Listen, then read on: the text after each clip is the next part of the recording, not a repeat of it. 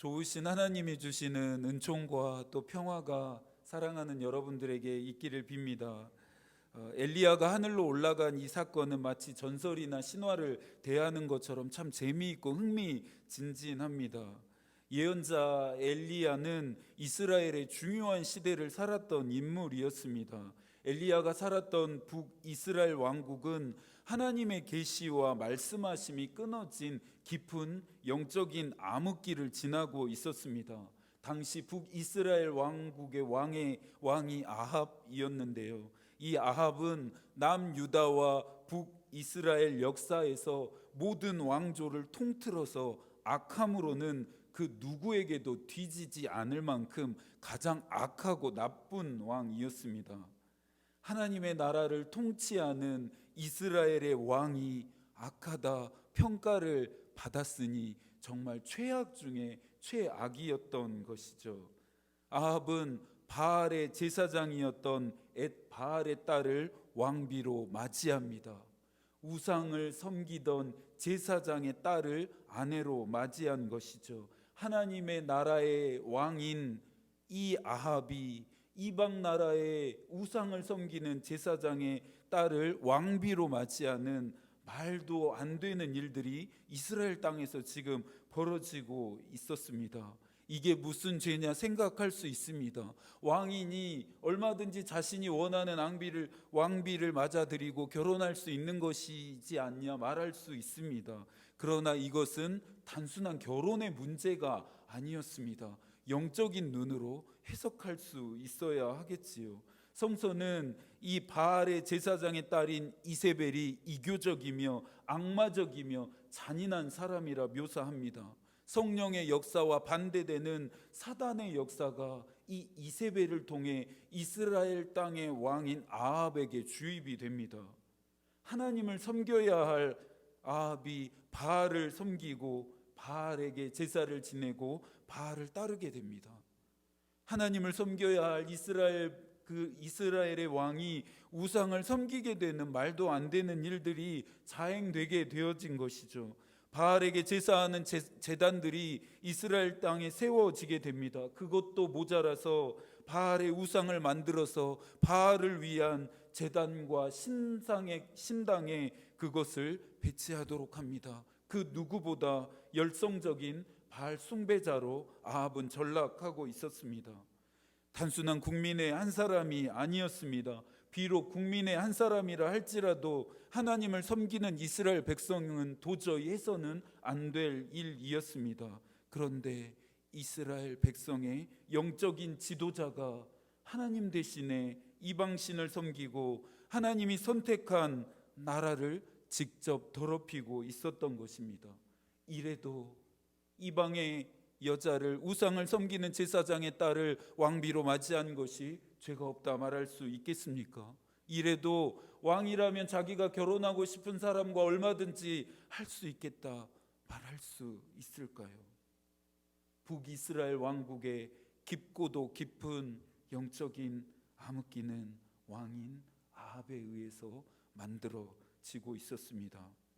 바알의 악한 행동은 여기서 끝나지 않았습니다. 이세벨과 합하여져서 더욱더 이스라엘 백성들이 바알을 적극적으로 섬기도록 만들어 버립니다. 하나님을 제사하는 제단들을 모두 헐어버립니다. 하나님의 말씀하심과 경고를 들려주는 예언자들을 모두 처형시킵니다. 하나님을 섬기는 국가에 하나님의 예언자들이 모두 죽임을 당하고 이방신을 따르는 바알의 예언자들이 그 자리를 대신 차지하게 됩니다. 하나님 되심이 땅에 떨어집니다. 하나님의 말씀하심은 없인 여김을 받게 됩니다. 하나님의 이상과 계시의 빛이 완전히 이스라엘 땅에서 자취를 감추게 됩니다. 이와 같은 시대를 살아냈고 살아야 했던 인물이 바로 오늘 우리가 만나고 있는 엘리야입니다. 엘리야는 아합과 이세벨에게 아첨하고 또 순응해야만 목숨을 부지할 수 있었던 그때에 그들의 악한 통치에 맞섰던 유일한 시대의 예언자 신학자였습니다. 아브라함, 요수아, 헷셀은 하늘의 눈으로 세상을 해석하려고 바라보았던 신학자였습니다. 그의 딸인 수산나 헷셀은 아버지가 이 시대에 전했던 예언자된 삶에 대해서 말합니다. 악은 결코 역사의 클라이막스가 아니다 라는 희망과 구원이 올 것이라고 하는 참된 희망을 제공하는 것이다. 악이 이 세상을 뒤덮을지라도 반드시 하나님이 심판하시고 구원하신다라고 하는 희망을 전하는 자가 예언자라는 말입니다. 엘리야가 그런 사람이었습니다. 엘리야는 아합과 이세벨의 통치가 끝나지 않고 영원할 거라고 믿었던 다른 가짜 예언자들의 예언과 다르게 살아계신 하나님이 반드시 그들을 심판하시고 이스라엘을 회복시키실 것이라고 하는 희망을 놓지 않고 끊임없이 말했던 사람이었습니다. 엘리야의 삶을 들여다보면서 믿는 자들인 저와 여러분의 삶이 예언자된 삶이 되어지기를 소망해 보게 됩니다. 이 시대에 역시 아합과 이세벨과 같은 자들이 너무나 많습니다. 자신의 탐심을 채우기 위해서라면 다른 사람이야 어떻게 되든지, 피조세계야 어떻게 되든지 상관하지 않는 악마적인 정신을 가지고 살고 있는 사람들이 이 시대에도 너무나 많습니다. 불의와 불법과 폭력과 악행들이 마치 이 시대의 또 하나의 스펙인 것처럼 생각하는 자들이 있습니다. 오히려 그것을 자랑까지 하는 자들이 있습니다. 아합과 이세벨의 정신을 따르는 자들이 많으니 우리가 살아가는 세상도 북이스라엘 왕국처럼 더 깊은 암흑 속으로 빨려 들어가게 될 수밖에 없는 것 같습니다. 사람들이 왜 아합과 이세벨의 정신을 따르게 되는 것일까요? 사람들이 이것이 나쁜 일인 줄 알면서, 악한 일인 줄 알면서 왜 이와 같은 일들을 자행하게 되는 것일까요? 더 쉽고 더 편하게 원하는 것을 얻고 누릴 수 있기 때문입니다. 성서는 이것이 육신의 정욕, 안목의 정욕, 이생의 자랑을 따르는 삶이라 말하고 있습니다. 영적인 암흑기로 빨려 들어가는 북이스라엘을, 또 이 시대를 하나님은 포기라도 하신 것일까요? 이 세상에는 당시 또한 북이스라엘 왕국에는 희망이 없었던 것일까요? 우리는 아합과 이세벨의 정신에 오염되지 않도록 우리의 믿음 하나 건사하는데 신경 쓰기만 하면 되는 것일까요? 그 정도의 믿음의 수준만 유지하면 되는 것일까요? 하나님이 우리에게 요구하시는 것이 그 정도일까요? 저는 그렇지 않다고 믿습니다. 하나님은 저와 여러분을 이 시대의 예언자로 부르시고 계시기 때문입니다. 아합과 이세벨의 정신에 맞설 엘리야와 같은 예언자된 삶을 살아갈 자들로 저와 여러분을 부르고 계시기 때문입니다. 이 말은 이 악하고 나쁜 시대에 맞서 물리적인 과격한 시위나 저항을 하자는 것이 아닙니다. 하늘의 평화는, 하나님 나라의 평화는 그렇게 임하는 것이 아니니까요. 예언자된 우리가, 예언자로 이 세상을 보냄을 받은 우리가 해야 할 일이 있다라고 한다면 참된 종교의 힘을 이 시대에 보여주는 것입니다. 엘리야가 그랬던 것처럼 말이죠. 이 세상에서 우리가 결코 눈을 떼지 않고 하나님이 반드시 심판하시고 구원하실 거라고 하는 이 희망이, 이 복음이 계속해서 울려 퍼지도록 기도하며 행동할 수 있어야 합니다. 그러면서는요,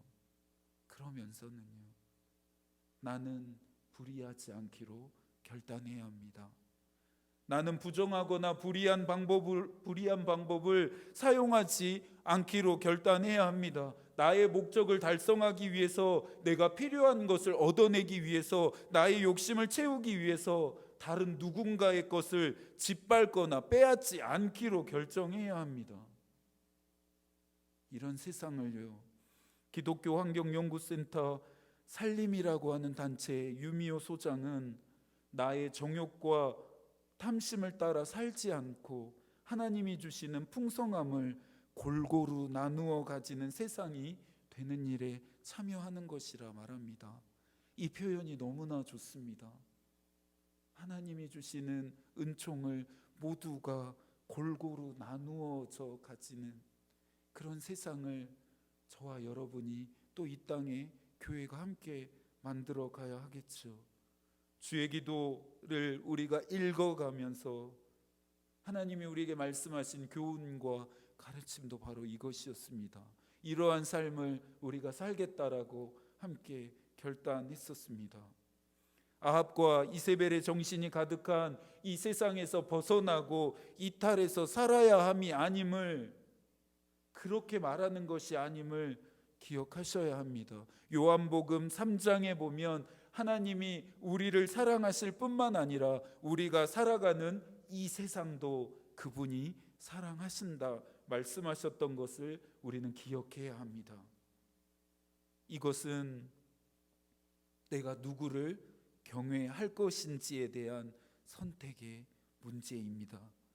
엘리야가 살았을 그 당시에도 이스라엘 백성들과 수많은 사람들은 선택해야 했겠죠. 하나님을 경외할 것인지 아니면 아합과 이세벨을 경외할 것인지. 우리가 피 흘리며 해야 하는 싸움도 바로 이것입니다. 내가 세상에 순응할 것인지 아니면 하나님께 순종할 것인지. 아합과 이세벨이 통치하던 역사에 그들에게 순응하는 사람들이 많아지면 많아질수록 이스라엘은 더 깊은 영적인 암흑 속으로 빨려 들어갔습니다. 그러나 하나님께 순종한 단 한 사람, 엘리야의 존재만으로도 이스라엘의 역사 안에 빛이 비치기 시작했습니다. 더 많은 사람들이 하나님께 순종하기로 결정하면 결정할수록 저와 여러분이 살아가게 될, 우리의 자녀와 자손들이 살아가게 될 이 세상은요, 훨씬 더 밝아지고 맑아지게 됩니다. 그것이 믿는 자인 저희 한 사람 한 사람의 존재의 의미입니다. 작은 빛이 모이면 모일수록 세상은 더 밝아지게 됩니다. 어두움은 빛을 이길 수 없으니까요. 악의 세력이 아무리 강한들 빛이 비추는 것을 막을 수는 없을 테니까요. 열왕기의 저자는 오늘의 본문에서 엘리야의 승천 이야기를 다룹니다. 3절입니다. 베델에 있는 선지자의 제자들이 엘리사에게로 나와 그에게 이르되 여호와께서 오늘 당신의 선생을 당신의 머리 위로 데려가실 줄을 아시나이까 하니 이르되 나도 또한 아노니 너희는 잠잠하라 하니라. 사실 이 현장에 엘리야와 엘리사만 있었던 것이 아니었습니다. 선지자의 제자들이라 불리우는 무리도 함께 있었습니다. 선지자의 제자들이라 함은 지금으로 말하면 신학생 내지는 목회자 후보생 정도가 될 것 같습니다. 엘리야는 엘리사와 이 제자들의 무리가 보는 데서 승천하죠. 성서의 내용들 중에 그냥 기록된 내용은 하나도 없습니다. 우연히 기록되어진 내용은 하나도 없습니다. 엘리야가 엘리사와 제자들이 보는 앞에서 승천했다 하는 이 내용이 기록되어진다라고 했다면 그 목적이 있겠죠. 그 목적의 쓰임 때문에 이 이야기가 삽입되었습니다. 열왕기 저자는 예언자의 계승이 끊어지지 않았음을 천명하기 위해서 오늘 엘리야가 하늘로 올라간 이야기를 그리고 있습니다. 아합과 이세벨의 통치 기간 동안에 많은 하나님의 예언자들이 죽임을 당했습니다. 특별히 왕비였던 이세벨은 이스라엘 땅에서 하나님의 예언자들의 씨를 말리려고 했습니다. 실제로 이 이세벨에 의해서 예언자들의 존재가 이스라엘 땅에서 하나씩 하나씩 모두 지워져 갔습니다.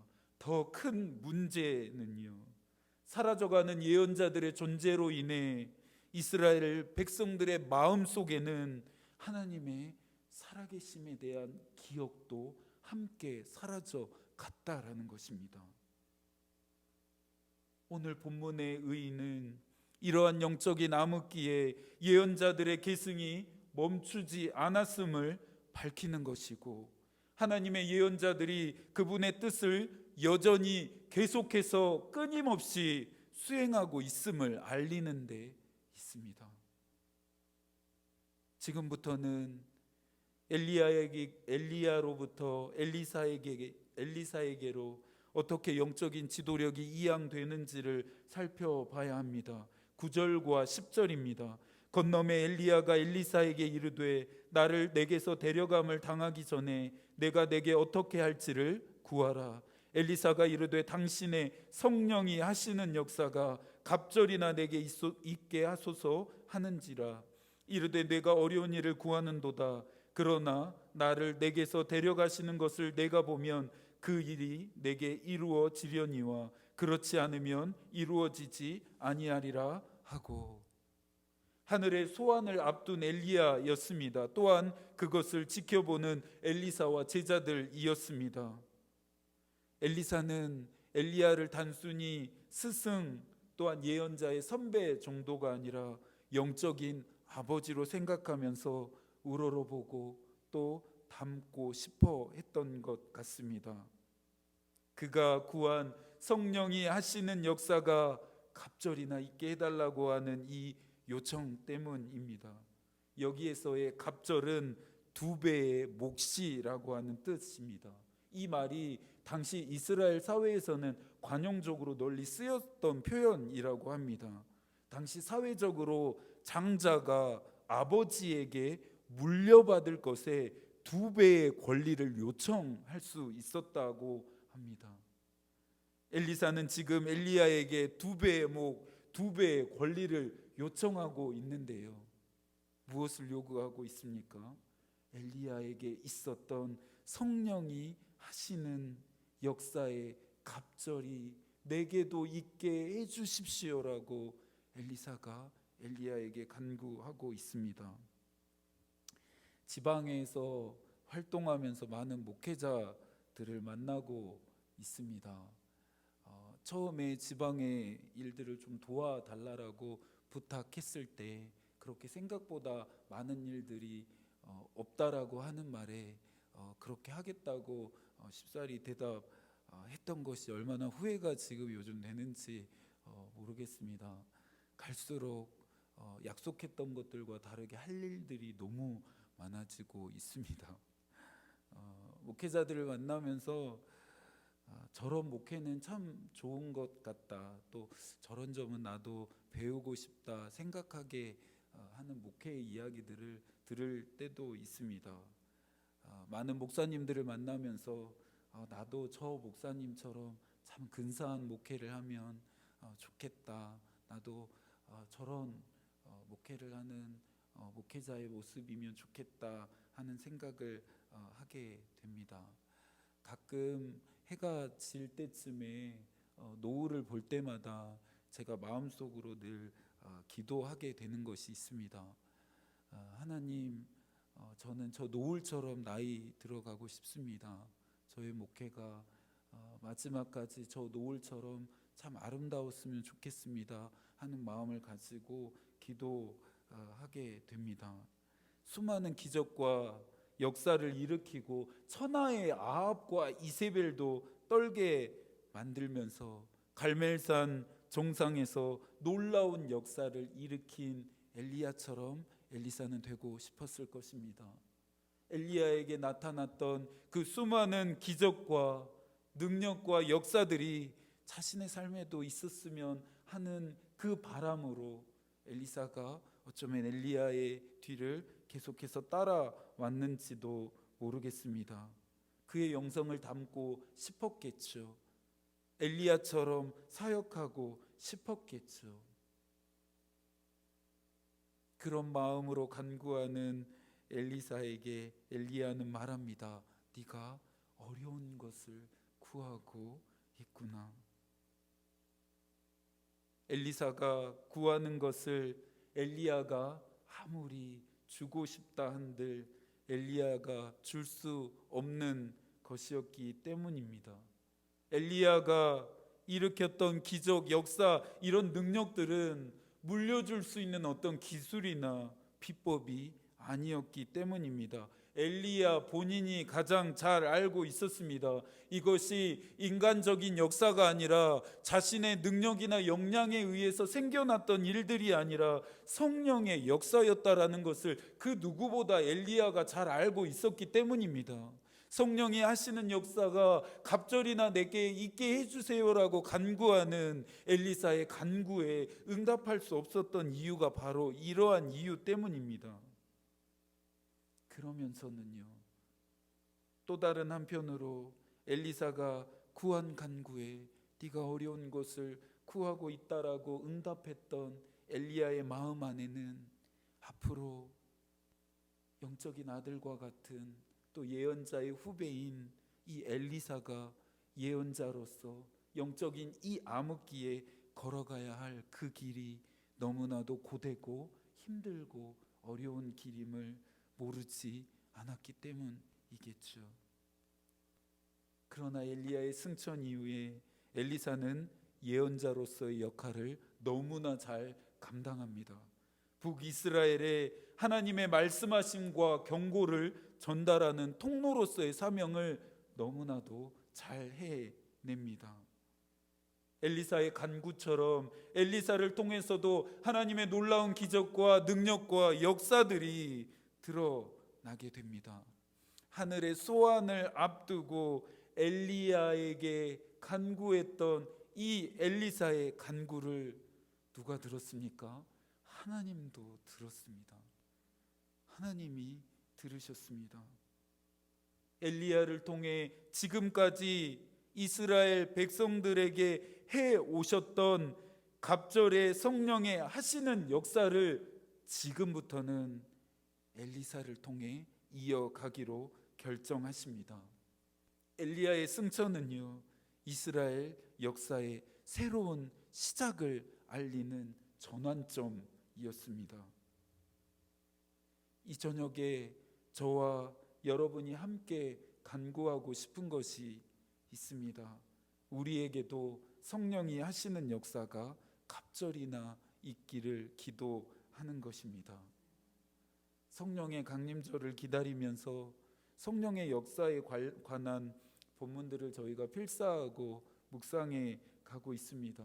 개인적으로 바라며 기도하는 것은 성령의 역사에 관한 이 본문들을 필사하고 묵상하는 데만 그치지 않고 이 말씀들이, 이 성령의 역사에 관한 본문들이 말하는 기적과 역사와 능력들이 저와 여러분의 인생에서 실제가 되고 경험되어지기를 기도하고 있습니다.